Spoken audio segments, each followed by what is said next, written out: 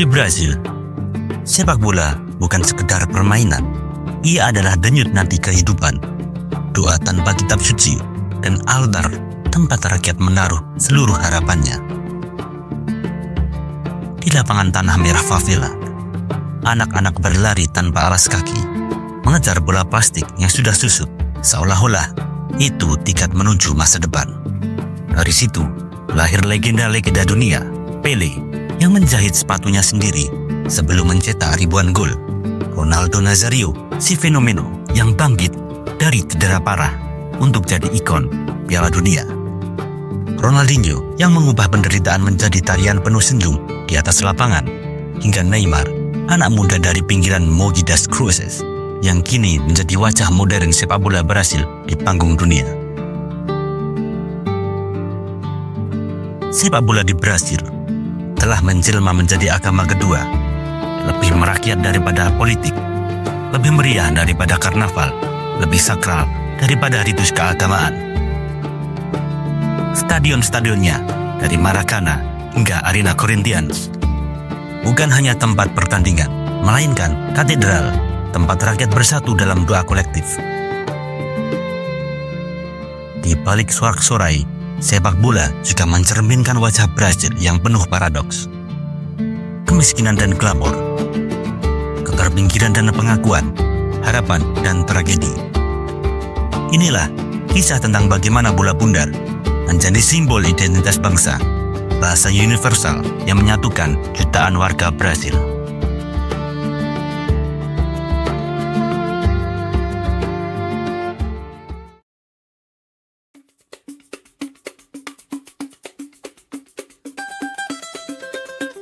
Keunikan sepak bola Brasil dimulai dari akar rumput di favela-favela Rio de Janeiro atau Sao Paulo.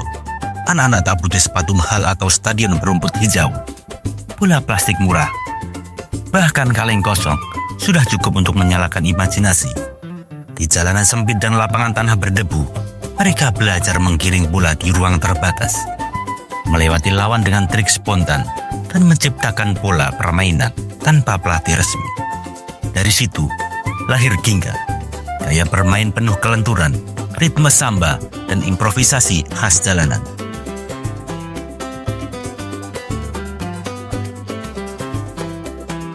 Menurut sejarawan budaya, Cristina F. Rosa, Ginga adalah koreografi sosial yang menyerap gerakan tari, musik, dan capoeira. Sehingga, sepak bola di Brasil bukan sekedar olahraga, melainkan ekspresi budaya rakyat. Filosofi ini membuat Brasil terus melahirkan pemain dengan kreativitas mumpuni. Lionel Messi pernah berujar, Brasil selalu punya pemain yang bisa melakukan hal yang tidak bisa diajarkan. Ungkapan itu merujuk pada keajaiban individu yang lahir dari kondisi serba terbatas. Pele mengasah teknik dengan bola dari kaos kaki berisi kain. Ronaldinho belajar menggiring di lapangan futsal sempit sebelum mendunia bersama Barcelona. Dan Neymar sejak kecil berlatih di gang-gang Mogi das Cruzes sebelum masuk Akademi Santos. Kreativitas ini ditempa oleh lingkungan. Ruang sempit mengajarkan kontrol bola, permukaan tak rata memaksa improvisasi, dan persaingan di jalanan menumbuhkan daya tahan mental. Para peneliti olahraga menegaskan bahwa proses ini membedakan Brasil dari negara lain. David Goldblatt mencatat bahwa kombinasi antara kemiskinan, urbanisasi, dan budaya musik menghasilkan laboratorium unik bagi perkembangan talenta. Dari lapangan tanah, mereka melangkah ke futsal, lalu ke klub profesional. Ronaldo Nazario, misalnya, lahir di Bento, Ribeiro, Rio de Janeiro, sebuah kawasan kelas pekerja, dan dikenal bermain di jalanan sebelum bergabung dengan Cruzeiro. Inilah jalur yang membuat Brasil menjadi satu-satunya negara dengan 5 gelar Piala Dunia. Ginga bukan hanya teknik bermain, ia adalah kisah sosial menjelaskan bagaimana keterbatasan berubah menjadi keunggulan, dan bagaimana jalanan favela menjadi pabrik tanpa henti bagi lahirnya bintang dunia.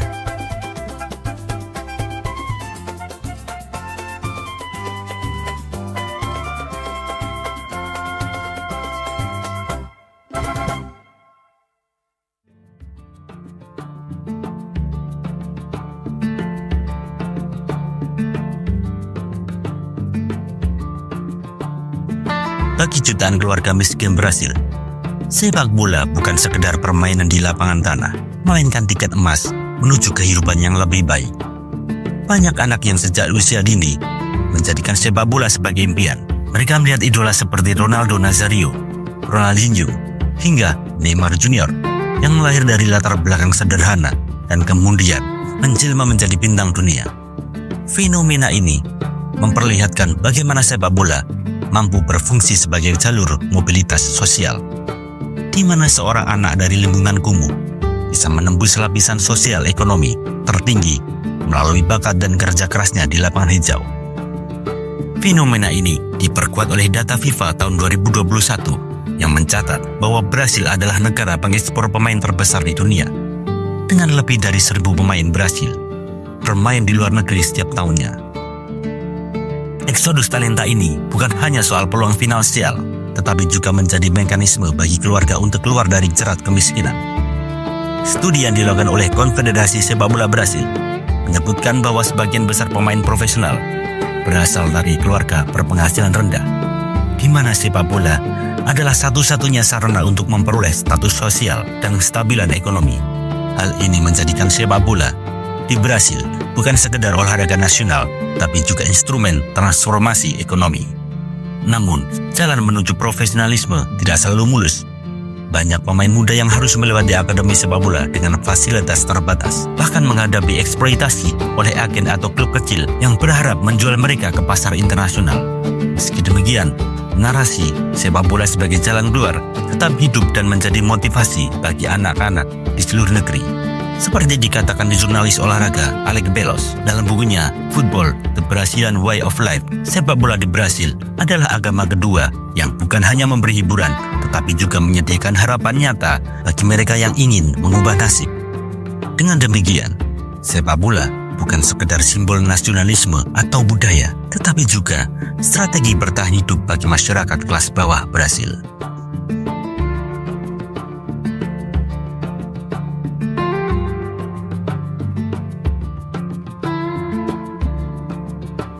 Namun, di balik samba, Brasil menyimpan realitas keras. Kekerasan, ketimpangan, kemiskinan, dan korupsi. Tingkat pembunuhan di Brasil termasuk yang tertinggi di dunia, dengan ribuan kematian setiap tahun akibat operasi kepolisian di favela, yang sebagian besar menimpa pemuda kulit hitam dari keluarga miskin. Hidup di wilayah kumuh bukan sekedar soal rumah real, tetapi juga soal akses terbatas terhadap pendidikan, kesehatan, dan pekerjaan. Data Bank Dunia mencatat jutaan warga Brasil masih hidup di bawah garis kemiskinan, bahkan di tengah status negara sebagai ekonomi terbesar Amerika Latin. Namun, sepak bola tidak selalu menghadirkan euforia. Piala Dunia 2014 yang digelar di Brasil justru menjadi titik balik. Di balik sorak-sorai, muncul gelombang demonstrasi besar-besaran. Rakyat memprotes penggunaan miliaran dolar untuk pembangunan stadion megah, sementara sistem kesehatan, transportasi, dan pendidikan publik terbengkalai. Media internasional, termasuk The Guardian dan The New York Times, melaporkan bahwa demonstrasi itu menyingkap jurang ketidakadilan sosial di negeri sepak bola. Sepak bola, kebanggaan nasional Brasil, juga tidak lepas dari bayang-bayang gelap. Skandal korupsi FIFA Gate 2015 mengguncang Federasi Sepak Bola Brasil, membuka praktik suap dan aliran dana ilegal yang merusak kepercayaan publik terhadap institusi olahraga. Di luar lapangan, eksploitasi turisme seks dan perdagangan manusia membayangi kawasan wisata. Gambar ini menunjukkan paradoks Brasil, negara yang memikat dunia dengan pesona budaya dan sepak bola, tetapi masih terjebak dalam siklus kekerasan, kemiskinan, eksploitasi, dan ketidakadilan.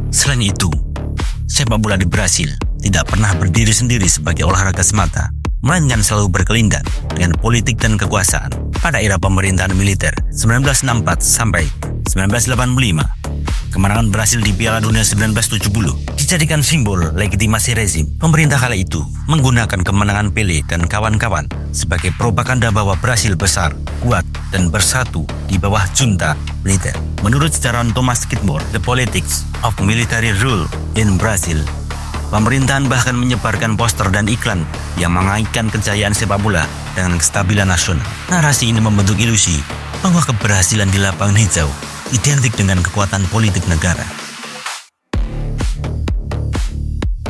Praktik politisasi sepak bola berlanjut hingga era demokrasi. Presiden Luiz Inácio Lula da Silva, misalnya, kerap hadir di stadion mengenakan jersey tim nasional dan menjadikan sepak bola sebagai medium komunikasi politik. Lula yang berasal dari keluarga pekerja miskin memahami betul bahwa sepak bola adalah bahasa universal rakyat Brasil. Ia sering menyebut sepak bola sebagai metafora perjuangan kelas pekerja, sebuah simbol bahwa anak dari favela pun bisa menjadi bintang dunia. Seperti ditulis Christopher Daphne, stadion sepak bola di Brasil tidak hanya ruang olahraga, tetapi juga arena simbolik di mana identitas, kelas, dan politik saling bertemu. Bagi banyak orang Brasil, sepak bola memang membanggakan, tetapi ketika dijadikan proyek politik tanpa mempedulikan rakyat kecil, olahraga ini juga bisa memicu perlawanan sosial.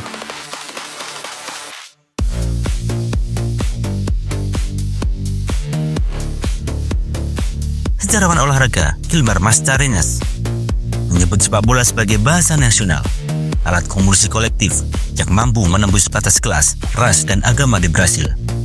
Saat tim nasional bermain, warga dari favela termiskin hingga elit kota Sao Paulo berbicara dengan bahasa yang sama, bahasa gol, sorakan, dan tarian kemenangan. Fenomena ini menegaskan apa yang ditulis Roger Kittelson dalam The Country of Football, bahwa sepak bola di Brasil lebih dari permainan. Ia adalah mekanisme penciptaan identitas nasional di tengah fragmentasi sosial. Bagi rakyat, setiap gol yang dicetak oleh Pelé, Romario, Ronaldo Nazario, hingga Neymar bukan sekedar hiburan semata. Itu adalah penegasan simbolis bahwa Brasil dengan segala keterbelakangan sosial ekonominya mampu berdiri sejajar, bahkan unggul di panggung dunia. Kemenangan Brasil di 5 Piala Dunia FIFA menjadi bukti bahwa bangsa ini dapat meraih kejayaan meski seringkali di rumah sendiri. Rakyat berjuang menghadapi korupsi, kemiskinan, dan diskriminasi, seperti dicatat dalam FIFA World Cup Official History. Setiap trofi yang diraih tim nasional bukan hanya prestasi olahraga, tetapi juga representasi harapan rakyat bahwa di balik luka politik dan sosial, Brasil masih punya satu hal yang tak terbayangkan: sepak bola sebagai jiwa dan identitas bangsa. Brasil bukan hanya negeri sepak bola karena 5 bintang di jersinya, tapi karena rakyatnya menjadikan sepak bola sebagai darah, tarian, dan doa mereka.